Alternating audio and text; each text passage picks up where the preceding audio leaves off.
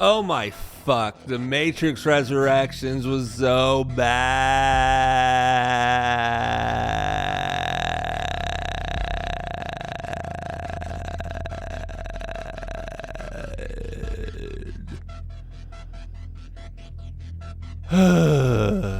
Let's talk about it right now on George Reviews.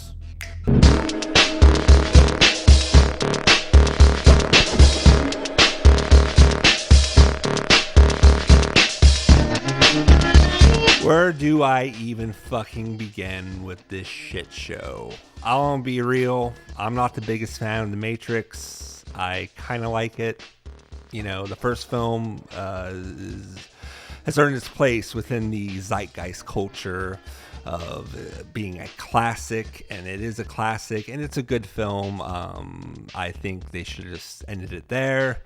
Though I did like some aspects of Reloaded. I did not like Revolutions. I almost said Revelations, but whatever the fuck. The third one with the mech suits and the cringe and the pointless killing off characters. By the way, spoilers for the entire Matrix. Can you really spoil Matrix Resurrections though? I don't know if you can really spoil it. I think it's unspoilable because it's already spoiled. Throughout this entire film, I was just asking, why? Why now? Why make a Matrix sequel? Why do we need a Matrix sequel? What is the driving force of the sequel to make and to have and to hold? And what is the driving force of our characters? Is there a driving force? Is there a driving vision to this at all? And I really don't know.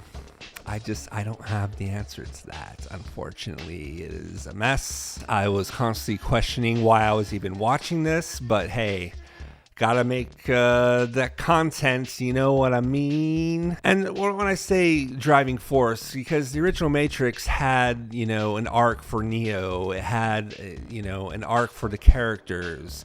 And we were new to this world with Neo, so that's how we kind of explored it in the first go around. The other two, not so much, but there was still somewhat of a story arc. Came to the story of Neo versus Agent Smith. I really feel there's something there. Maybe not executed great, but it was still something. And this film, this is just nothing. This is just...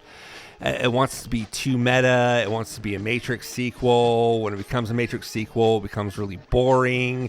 When it becomes meta, it becomes really obnoxious, and I really had nothing to hold on to the entire runtime of the film. It took me 3 to 4 fucking start-stop tries to finish this thing. You know, I was not having a good time at all. During the holidays, it was supposed to be a really fun time for family and gathering, and I was secretly watching Matrix Resurrections on my laptop. Yeah, I watched on HBO Max and go to a fucking theater to see this, you know, fuck off. And it was just so painful. Where do I even begin with this? It was just a very unpleasant experience. When it goes off the rails, it's kind of funny, but it's kind of sad. Like, I feel like I shouldn't pick on this film because I feel like it's trying to do something. I just don't know what that something is. It's just references, and remember The Matrix, it's clip shows, you know, show those clips of The Matrix, you know, The Matrix was a good movie. Remember The Matrix? You know, Matrix was good.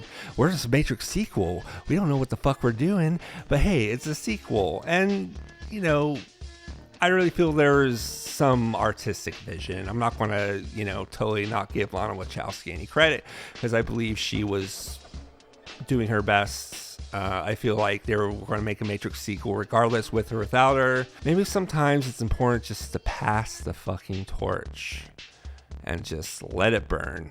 Let it all fucking burn to the ground. Because I just could not at all with this movie. Like, at all. First off, you don't bring back Lawrence Fishburne in the role of Morpheus. That was cardinal sin numero uno. You know, Lawrence Fishburne is a great actor. He has charisma and he embodied the character of Morpheus. And you bring this some random guy who wears colorful suits and, you know, figures out he's Morpheus, but he's also Agent Smith or something. I don't even fucking know. It was just, why even have Morpheus? What was the point of Morpheus in this entire movie? It had no point, because this movie has no point at all. But nostalgia and remember the Matrix and remember how the Matrix was so cool. Let's bring back these characters and they fly around and the movie ends, and that's pretty much it. I thought the guy they got for Agent Smith was hilarious. You know how he's screaming out, "Mr. Anderson! Mr. Anderson!" You know, I thought that was just so funny. I laughed out loud. I was cringing and dying on the inside while I was laughing out loud because this guy is just so bad. He's just the worst. You know, you try to replace Hugo Weaving, and I know Hugo Weaving wasn't available to shoot. I read the articles back in the day. But you just bring in some guy, you know, you don't try to get another charismatic actor. You just get some chiseled, jawbone looking motherfucker, you know, make him Agent Smith.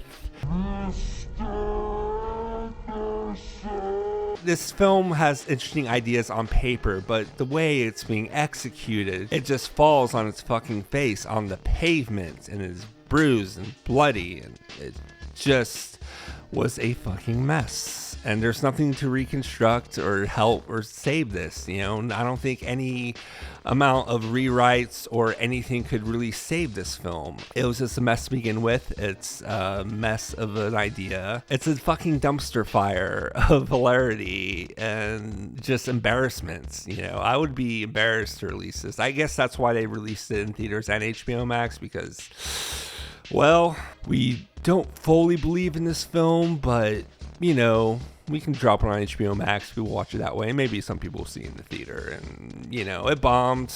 You know, it was expected. And I don't know. I feel really bad for Keanu and Carrie-Anne Moss. Those were the only things about the film that helped me get through it. Literally, I am not one to get up and walk around during a film when I'm viewing something at home. I like to be focused. I like to be entertained. I like to dive in to have an emotional experience with the film. And this was just a chore. Wanted to watch it to make a review, obviously. Trinity and Neo were the only things kind of taking me through. Their scenes together were great. There's hardly any Carrie-Anne Moss, even though she gets top billing. It's just a travesty because Carrie-Anne Moss she still got it. She's awesome. She's funny. She's smart. She's sexy. She's everything to me. You know, obviously, you know, her best role, in my opinion, is her role in Memento. But, you know, I always have loved the character of Trinity, and she's just underused and underutilized, and it's really a shame. It's really a shame. And, you know, you have plenty of scenes of fucking Neil Patrick Harris all over being a cringe lord and just obnoxious, and just Neil Patrick Harris. Why was he cast? See, that's the biggest sin of this film, was casting Neil Patrick Harris. If they got someone else, someone with a little more charisma, or someone who could be more entertaining, I might have given this film more credit than I am giving it now. To choose Neil Patrick Harris, you know, he almost ruins the film Gone Girl, but that film is near perfection. I did not let him ruin Gone Girl, but he did kind of ruin Matrix Resurrections for me. He just was the worst. And we have these new characters, Bugs and some other names I don't even fucking remember. Niobe comes back, and I don't know why. I don't remember her being a very beloved character in the sequel, so why even bring her back?